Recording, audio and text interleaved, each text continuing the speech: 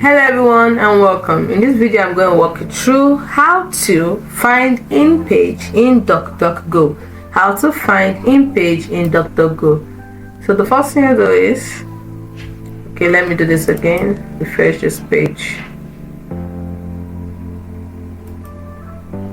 My network seems to be, internet connection seems to be a little glitchy. Right. Let's try some. Let's see if it's actually the internet connection is something else. Seems to be something else. Okay, so let's say I want to do finding page for this. So I click on the three dots at the top right corner. Then you see find in page. Click on it, and then you check what you want to find. Let's say I want to find the word online. Type it in, and over here you can see them. It told me it's found 20 of it.